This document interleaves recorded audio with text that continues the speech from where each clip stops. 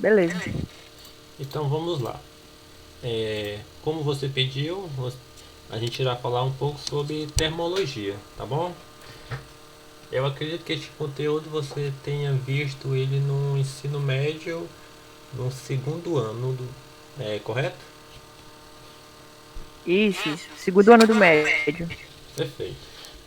Como o próprio nome já fala, deixa eu pegar aqui só meu pincel. Pronto. Como o próprio nome já fala, termo está relacionado a calor e logia é o estudo, né? Então, termologia basicamente é o estudo do calor.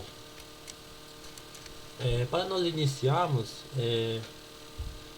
é bastante necessário que a gente entenda um pouco sobre o que é a termologia em si. Aqui eu botei um breve conceito sobre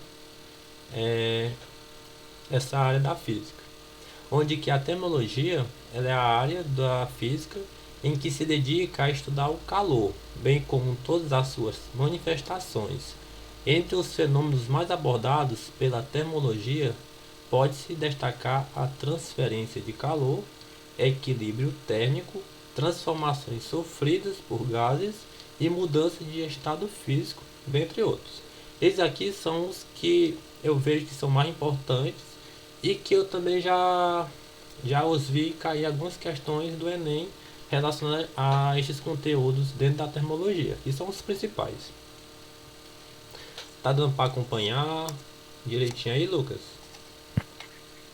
Tá tranquilo, pode continuar. Tá conseguindo ver a letra bem? Sim, Então, ótimo. pode continuar. Beleza. Enfim, então, termologia basicamente ela se trata necessariamente sobre as manifestações entre calores. É bastante comum vermos pessoas elas confundirem os termos de temperatura e calor. Tem muitas pessoas que pensam que é a mesma coisa, mas não. Há uma diferença entre esses dois termos que nós iremos definir agora.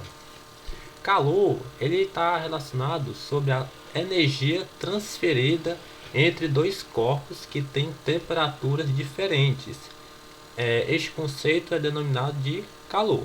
Então, se você ver alguma questão no Enem, em algum lugar falando sobre calor, saiba, calor está relacionado sobre transferência de energia.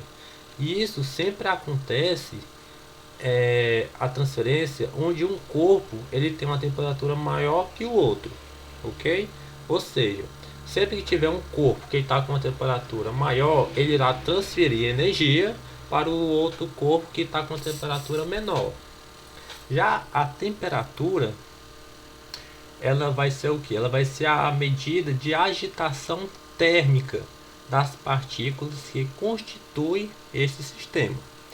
Então, quanto maior calor, logo terá uma maior agitação térmica das partículas, sabendo que cada corpo ele é constituído por um aglomerado de partículas em nível atômico, né? Como já deve ter visto em algum lugar, na química ou na física. Então, quanto maior calor você dá a um corpo, maior você vai elevar a sua temperatura, maior terá a sua agitação. E calor está relacionado sobre a transferência de energia, onde essa transferência sempre ocorrerá do corpo com maior agitação para o menor com menor agitação. Ficou entendido essa distinção de termos, Lucas? Ficou tranquilo. Eu deixo você livre para poder interromper e fazer uma pergunta no momento que desejar, ok? Beleza. Então, é, isso aqui é uma distinção que eu acho que é bem possível cair em alguma prova com alguma pegadinha, querendo confundir, querendo trocar os conceitos de calor e temperatura, porque tem muitas pessoas que pensam que é a mesma coisa. Só que não, existe uma diferença. Aqui onde nós moramos é bastante comum o pessoal falar que o calor, né? Como aqui na nossa região é Nordeste é bastante banal. Tu é Mas tem toda uma tu é questão. de que parte do Nordeste? É, exatamente. Principalmente aqui. Onde eu moro, aqui no Ceará, é um calor horrível. Então vamos lá. Então pronto. Aprofundamos mais sobre o que seria a temperatura. Como nós vimos, a temperatura é uma grandeza que ela vai medir o estado de agitação das moléculas de um corpo. A temperatura ela é diretamente proporcional à velocidade em que os seus átomos e moléculas se agitam, ou seja, quanto mais quente tiver uma matéria, mais agitadas suas moléculas estarão. Isso é o conceito de temperatura. Sempre está relacionado sobre a agitação de moléculas. Ok? Este é o termo físico que conceitua o termo temperatura. Já o termo calor vai ser a energia que flui de um corpo que possui maior temperatura para outro de menor temperatura. Quando as temperaturas dos corpos se igualam, a gente vai ter o chamado equilíbrio térmico. Ele foi atingido. Ou seja, se você tem um corpo de maior calor, ele está em contato com outro corpo de menor calor, vai haver o que? Vai haver a transferência de energia, onde estes dois corpos eles irão entrar em equilíbrio térmico. Quando, Lucas, você se acosta e vai tomar aquele belíssimo café da manhã, e você despeja a garrafa d'água dentro da xícara, você percebe que o café ele está bastante quente. O que você faz geralmente? Você espera um pouco até que o café ele esfrie. Mas na verdade o que está acontecendo ali? O seu café ele está quente, ele vai fazer uma transferência de energia com o ambiente. Ou seja, o café ele irá transferir energia para o ambiente.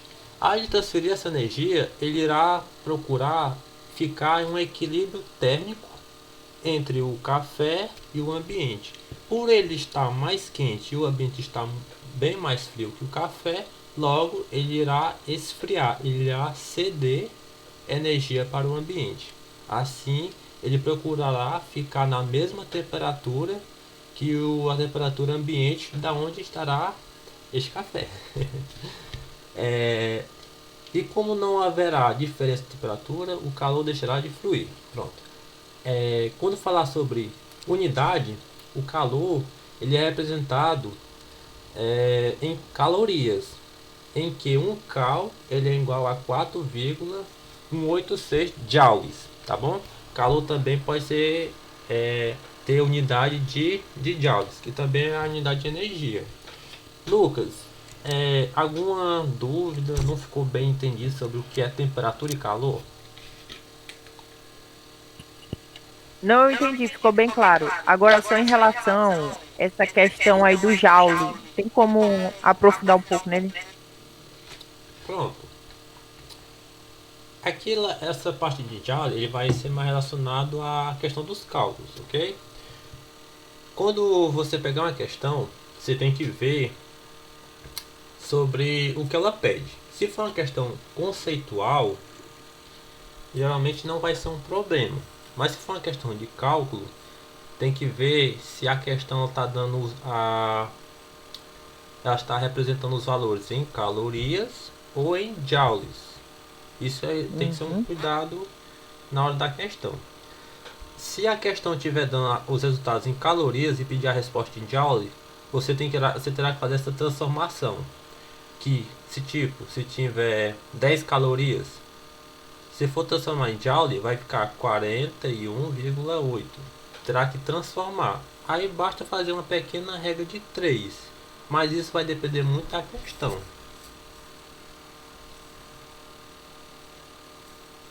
Tá, beleza. Pronto. Essa parte aqui também, eu considero ela bem importante. Aqui nós temos os três processos de transmissão de energia, que são as transferências de calor. Nós temos a condução, nós temos a convecção e temos a irradiação. São as três formas que se pode transmitir calor. ok? A condução ela está relacionada à transmissão de calor mediante o contato de superfícies. Sempre para a gente poder fazer essa transmissão de calor, os corpos eles têm que necessariamente estar em contato de superfícies. Quando vê condu, já dá para relacionar com, ó. Condu, contar. Começa com também, ó, contato. Então você vê condução, contato. Aproveitar aí um pequeno macete que eu inventei agora. Então pronto, condução está relacionado a transferência de calor entre quando os dois corpos estão em contato de superfícies. E lembrando que para que haja transferência de energia, um corpo ele tem que estar em uma maior temperatura que o segundo corpo. E o sentido de transferência sempre será do maior para o menor temperatura. Nunca acontece de um corpo de um corpo frio aquecer um corpo quente. Isso não é normal não. Então descarte isso daí. Ok? Sempre é do maior temperatura transferir energia para o menor temperatura.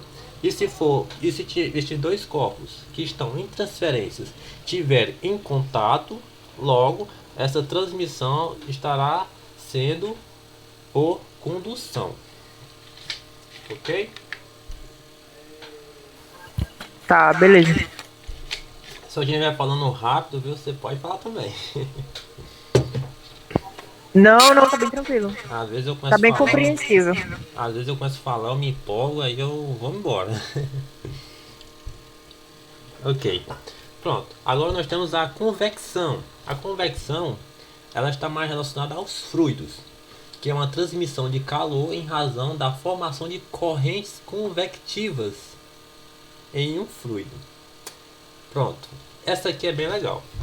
Matheus, algum dia na sua vida você já esquentou uma bela água dentro de um vaso no fogão? Já. Pronto. Ali você está fazendo uma transferência de calor por convecção. Mas como seria ela? Vamos ao seguinte fato. Quando você liga o fogão, tem aquela chama. É, você tem um recipiente com água. Essa água ela tem uma altura, né? Tem a base e tem a altura do recipiente. A chama ela está mais perto da água que está no fundo ou tá lá na superfície em cima?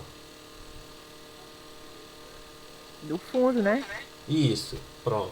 Então, você acha que quem vai esquentar primeiro? Vai ser a água que está no fundo ou a água que está mais em cima? Ih, rapaz. Eu acho que Olha, vai esquentar tudo ao mesmo tempo, não? não.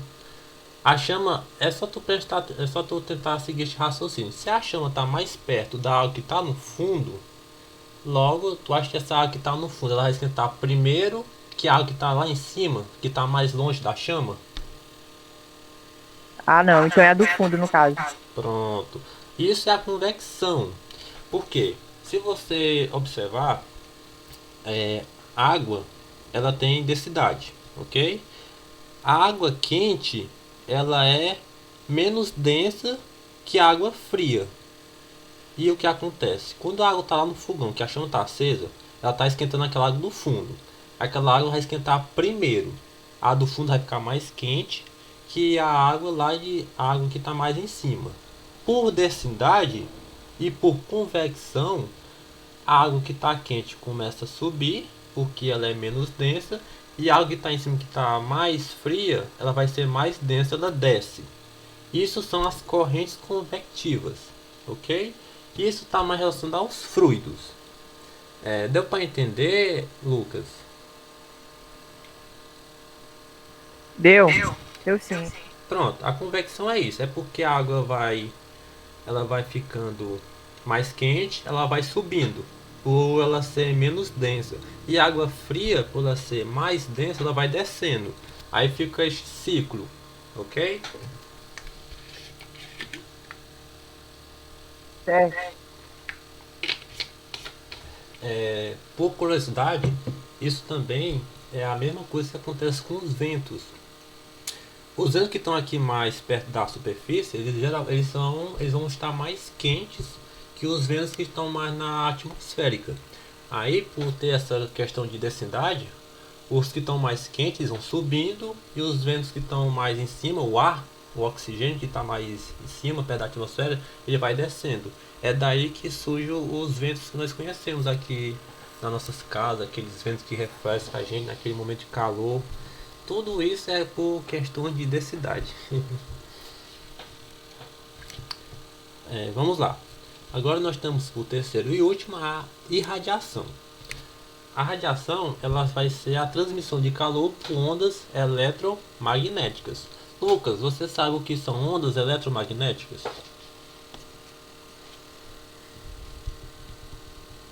Eu sei, só que eu não sei explicar o que é. Você pode me dar um exemplo de uma fonte que emite ondas eletromagnéticas? Eu acho que é as antenas, né? Oi? As antenas de TV. Sim, pode ser um exemplo.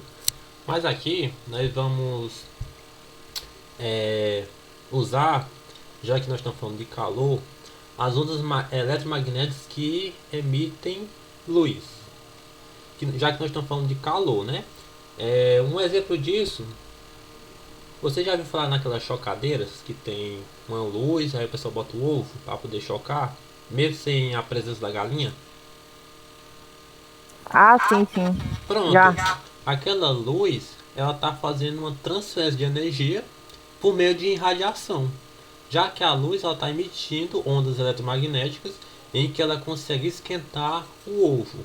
A mesma coisa nós podemos usar o sol, que é uma fonte gigantesca de luz, onde ela também esquenta o nosso planeta, como as demais coisas. Isso são exemplos de transmissões de calor por meio de radiação. Então, sempre que eu ouvir radiação, está relacionado à luz. Fontes de iluminação, como o sol, uma lâmpada, tudo isso são exemplos, que são ondas eletromagnéticas.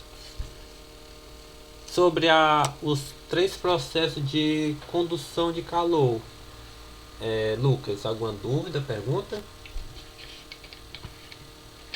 Não, eu entendi tudo.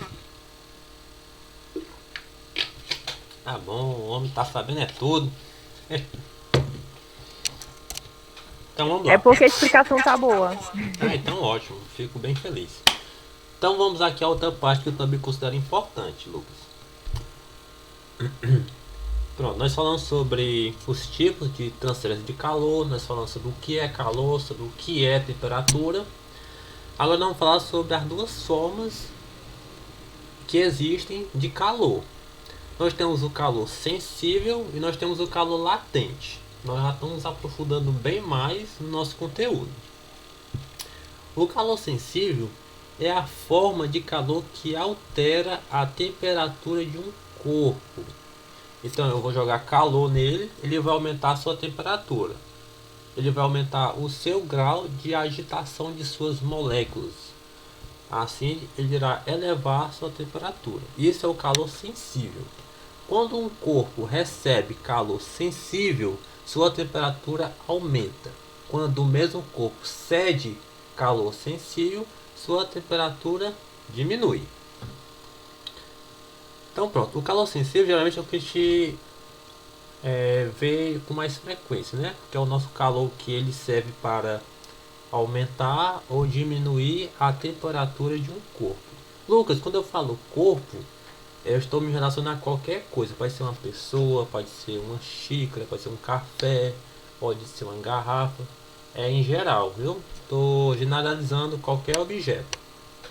Quando nós falamos de calor latente, nós estamos nos referindo à quantidade de calor que deve ser transferida para um corpo ou uma substância que mude o seu estado físico.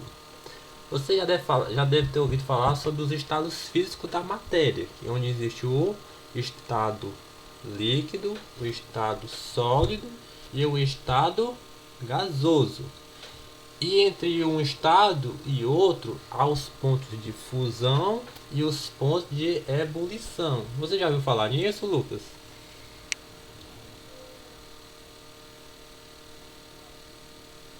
Já os processos de transformações. Isso.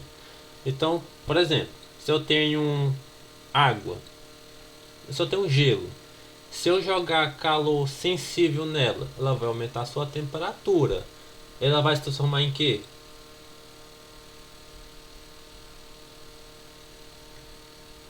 Em gelo? Se eu tenho um gelo e jogo calor nele, eu começo a esquentar o gelo. Ele vai se transformar, ele vai mudar o seu estado físico de matéria. Ele vai se transformar em Líquido?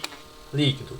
E se eu tenho um líquido e começo a jogar calor nele de novo, calor, calor, calor, ele vai se transformar em Vapor? isso, vapor, ele vai se transformar em gás, e por aí vai. Então pronto. Quando um corpo encontra-se na temperatura de ebulição ou de fusão, por exemplo, sua temperatura não varia, menos que ele continue expondo a uma fonte de calor. Então pronto, calor latente está relacionado sobre a quantidade de calor que deve ser transferida para que um corpo, uma substância, mude seu estado físico. Quando falar sobre calor latente, lembra sobre os estados físicos. O estados físicos, né? Só que quando falar sobre estados físicos, ele está se relacionando na parte dos seus pontos de ebulição e fusão, ok? Aqui ó, não há mudança de calor quando o corpo troca calor latente, apenas mudanças de estados físicos. Por isso dizemos que ele recebe calor latente. Alguma dúvida, Lucas? Não. Compreendi também. Tá ótimo. Pronto, aqui como nós já até falamos um pouco por cima, né, sobre o equilíbrio térmico, que é quando há dois corpos, onde eles sempre tendem de forma espontânea entrar em equilíbrio térmico. Ou seja, o equilíbrio térmico é o estado no qual a temperatura de dois ou mais corpos são iguais. Quando o corpo está em equilíbrio térmico em relação ao outro, a troca de calor entre eles chega ao fim. Por exemplo, se eu tenho um corpo que ele está quente, eu boto ele em contato, em um processo de transferência de energia de condução com outro corpo mais frio, eles tendem a entrar em um equilíbrio térmico. O corpo mais quente irá aumentar a temperatura do corpo mais frio. Logo, no final, os dois deverão estar com a mesma temperatura. Quando estiver com a mesma temperatura, eles estarão no equilíbrio térmico. Isso é bem tranquilo, este conceito, né, Lucas? É bem suave.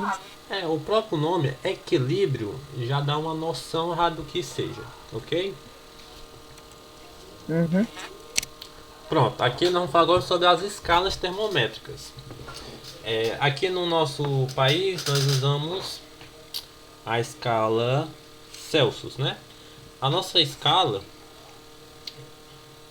primeiramente vamos saber o que são escalas termométricas. Uma escala termométrica é composta por valores determinados de maneira arbitrária a partir dos pontos de fusão e ebulição da água. Ela é utilizada para medir temperaturas, mostrando através de seus valores se um corpo está quente ou frio. Pronto. As escalas termométricas, elas não é nada menos que um equipamento que a gente utiliza para conseguir medir a temperatura de um corpo. Geralmente quando a gente está doente, está com febre, a gente vai no hospital, o enfermeiro, o médico vai lá e enfia um negócio no sovaco da gente. E aquela escala termométrica, conhecido como termômetro, ele vai dizer a temperatura do nosso corpo. Isso são as escalas termométricas. Só que não existe só uma escala termométrica, existem várias. Como aqui na imagem você consegue ver, nós temos três termômetros. Nós temos o Kelvin, nós temos o Celsius e os Fahrenheit. O Celsius é o que a gente utiliza aqui no nosso país, né? Ele tem como base o ponto de fusão e ebulição da água, que ele vai de 0 até 100. Já o Kelvin, ele vai do 0 até 373,15 E o Fahrenheit ele vai de menos 459,67 até 212, ok? Pronto, a escala Celsius. Só para ficar por cima, né? Ela foi criada no século XVIII pelo sueco André Celsius. Em sua homenagem ficou conhecida como escala Celsius. Essa escala é utilizada pela maioria dos países como escala termométrica oficial. Ela possui 100 intervalos, por isso é chamada de escala centígrada. Os valores adotados por Celsius para os pontos de fusão e ebulição da água são, respectivamente, 0 e 100. Já a escala Fahrenheit, ela foi desenvolvida pelo alemão Daniel Fahrenheit, por isso este é o nome. Essa escala é utilizada nos países de língua inglesa. Fahrenheit criou o primeiro termômetro de mercúrio que funcionou de forma satisfatória.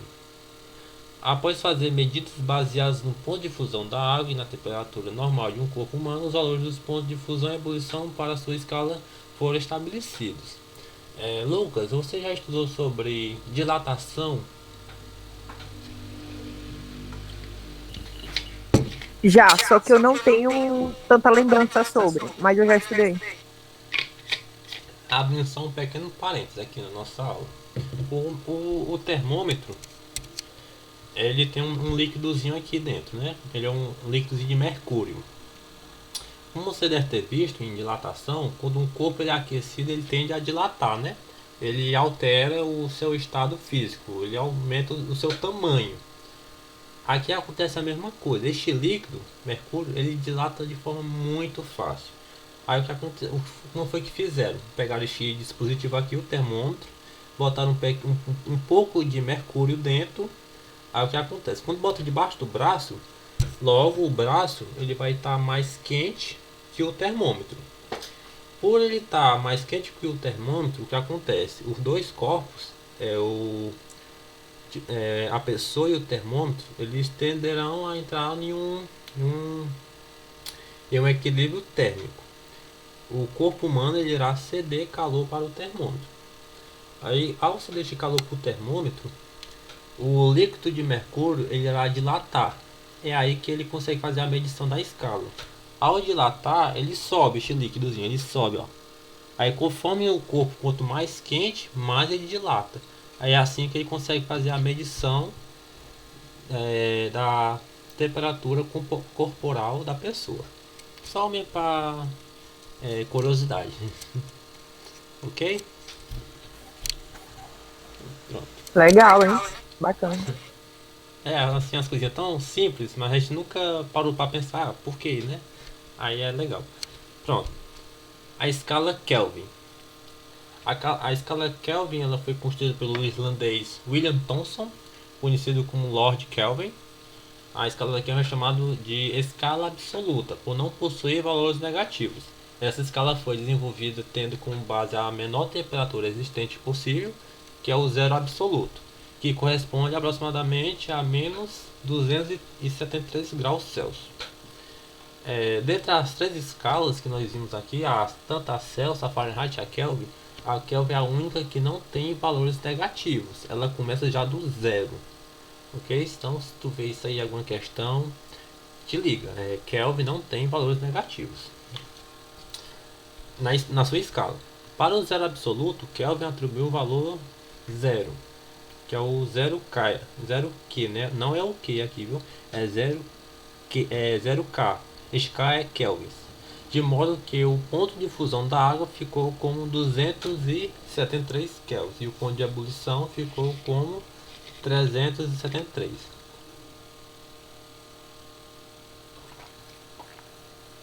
Tá, legal. Aqui são as três escalas termométricas principais. Existem muitas outras, mas essas aqui são as principais. Aqui no Brasil nós utilizamos somente a escala Kelvin. Já nos Estados Unidos, eles utilizam a escala Fahrenheit. Aqui tem este pequeno cálculozinho que ele é a conversão das escalas termométricas. É uma pegadinha muito boa que pode cair em prova, onde ele dá de forma, de forma que ele queira pegar o aluno, né? Onde ele dá temperaturas em Kelvin e peça em Celsius. Ou eles podem pedir Celsius, pedir em Kelvins, ou vice-versa, pedir também Fahrenheit. Aí existe essa pequena equação, onde é importante vocês decorarem, né? Caso precisem, onde vocês com ela vocês conseguem facilmente fazer essa conversão de uma temperatura para outra. Então, por exemplo, se vocês tiverem aqui, se a questão der para vocês a temperatura em Celsius, por exemplo, se a temperatura for 10, aí você bota aqui no lugar do Celsius, botam 10, né? Uhum. Aí vocês isolam aqui o TF, que vai ser a temperatura em Fahrenheit, e vocês conseguem converter quanto equivale 10 graus Celsius em Fahrenheit.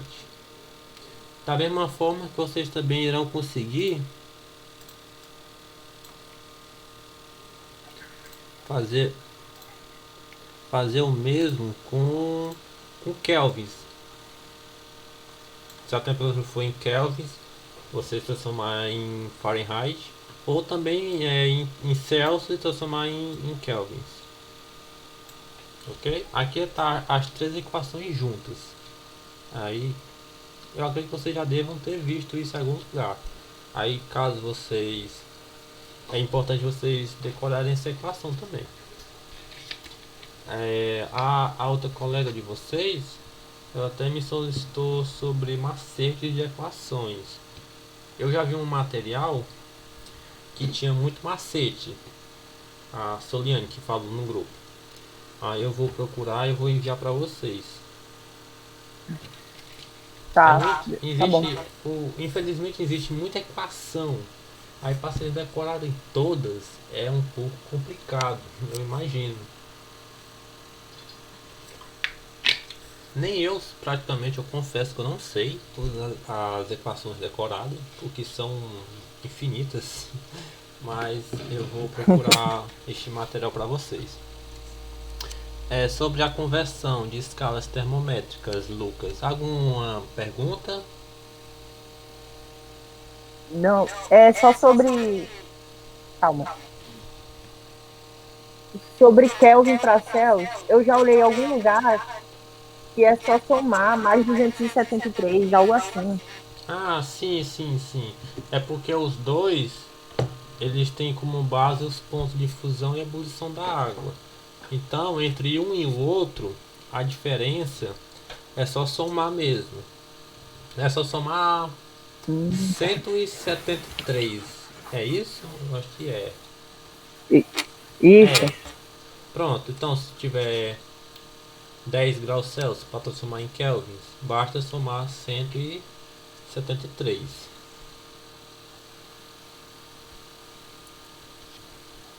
Bem lembrado, eu vou procurar esses Só isso macetezinhos. mesmo. Eu vou procurar esses macetezinhos e enviar para vocês. Pronto. Aqui nós temos uma outra fórmula que é para calcular o calor sensível. Essa questão, essa equação aqui, ela é bem engraçada porque ela própria é um macete, né? Porque a própria equação é Q macete. A própria equação é um macete, então ela é bem fácil de decorar. Onde que o Q ele é o calor sensível, aqui que nós calculamos, que é a quantidade também, né? O Q vocês podem considerar como quantidade de calor, onde nós temos o M, que ele é a massa. O C é uma constante, ela deve vir tabelada na questão, ela é o calor específico. E o ΔT é a variação da temperatura. Então, se é uma questão perguntar, geralmente o Enem eles gostam de botar uma historinha, né, aquele texto enorme, e no final ele meter a peia na gente. Perguntar, e se nessa questão ele falasse perguntando qual é o calor, qual é a quantidade de calor de um corpo, aí vocês deverão utilizar essa equação, que é a Q macete, onde vocês irão procurar, né, Na questão primeiro quem são a massa, vocês vão procurar a constante do calor específico e a variação da temperatura. Aí a questão ela pode brincar, ela pode dar a quantidade de calor e perguntar qual é a temperatura final. Aí vocês vão vir aqui, né? Delta T. Você sabe que delta T é o que? É a temperatura final menos a temperatura inicial. Isso é o delta T. Não é só tem uma temperatura lá, pronto, bater, tá aqui. Não. É a variação da temperatura. É a final menos a inicial. Aí vocês joguem ela aqui. Aí a questão pode perguntar qual é a temperatura final. Aí você vai querer saber somente isto. Aí vocês têm que isolar este valor até encontrar. Ok, Lucas? Beleza. Então, ótimo. Aqui nós temos também o cálculo do calor latente. São os dois tipos de calor que nós temos, o sensível e o latente. O calor latente, ele é até mais fácil. No ensino médio, o professor falava que era o que mole, né? Para decorar. Aí pronto, vocês jogam lá. Aí onde o que também vai ser a quantidade de calor, só que neste caso é calor latente. Onde M é a massa e o L é o calor latente. Geralmente o L é constante, a questão tem que mandar. Aí a questão pode brincar, pode pedir a massa, pode pedir a quantidade de energia, ou como também pode pedir o calor latente. Se quiser essa massa, basta isolar o M, bota o M aqui, igual ao Q, dividido por L. Se quiser o L, L via ser igual ao Q, né? Dividido por M. E assim vai. Essas são as equações que vocês precisam saber para fazer essas questões. A primeira foi a equação das conversões de escalas termométricas, transformar a temperatura de Celsius para Fahrenheit ou para Kelvin e vice-versa. Tem a equação do calor sensível, que é o Q macete, e também tem a equação do Q mod, que são o calor latente. Pronto, aqui Lucas, eu separei para vocês 3 questões que eu retirei do Enem, onde tem aqui na legenda que a questão 46 do caderno amarelo, da prova de ciência, da natureza e suas tecnologias que foi aplicada em 2010. Como nós já estamos chegando às 8 horas, que era praticamente quando eu queria encerrar, 1 horinha de aula, aí eu acho que já está muito tarde já para nós continuar e ficar muito grande a aula, porque a Soliane também vai assistir essa aula aí para ela ficar quase 2 horas assistindo uma vídeo aula, acho que ela não vai aguentar. Aí eu acho que seria interessante eu pegar essas questões, eu vou mandar para vocês tentar fazer em casa, fazer aí. Vocês podem me acionar a qualquer momento para tirar dúvida. Aí após que vocês tiverem terminado as questões, a gente entra aqui no Meet e responde elas juntas. Ok? Pode ser assim? Tá, pode. Então ótimo. Eu vou separar as questões e eu vou mandar lá no grupo. Aí vocês fazem, Beleza. assim que vocês terminarem, vocês mandem pra mim dizendo assim, ó pessoal, terminei. Aí nós vêm pra cá corrigir, beleza? Eu peço, Uhum. claro, que vocês não procurem a resposta na internet e olhem o resultado. Aí vocês façam com base do que vocês aprenderam aqui na videoaula. Ok? Eu vou aqui encerrar a gravação.